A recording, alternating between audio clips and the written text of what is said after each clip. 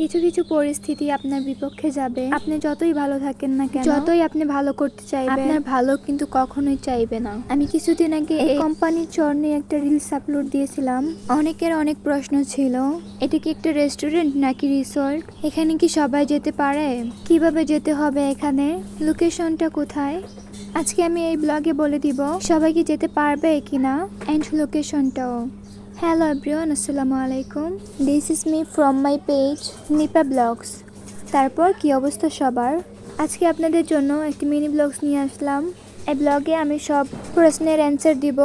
মূলত কিছুদিন আগে আমি একটা রিলস আপলোড দিয়েছিলাম। জায়গাটার নাম হচ্ছে কোম্পানির চর। জায়গাটার নাম কোম্পানির চর রাখার একটা কারণ আছে। জায়গাটা পুরোটাই হচ্ছে কোম্পানির, একটা কোম্পানি নিয়ে নিছে। আর এটা কোনো রেস্টুরেন্ট বা রিসোর্ট না, এটা একটা বাগান বাড়ি। এখানে একটা কোম্পানি বাগান বাড়িটা করেছে।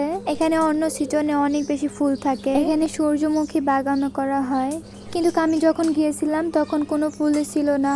আর রইল বাকি ওয়েদারটা ওই দিন ঠিক ছিল না, এই জন্য ভিডিওটা সুন্দর আসে নাই। কোম্পানির চর সবাই যেতে পারে কিনা, কোম্পানির চর সবাইকে অ্যালাউ করে না, এবং এখানে স্থানীয় যারা তাদেরকে ছাড়া আপনি এখানে ঢুকতে পারবেন না। এখানে যেতে হলে অবশ্যই অনুমতি নিতে হবে। আর হ্যাঁ, কোম্পানির চর কিন্তু অনেক বেশি কুকুর থাকার কারণে এই কোম্পানির চরটা শীতলক্ষা নদীর পাশে করা হয়েছে।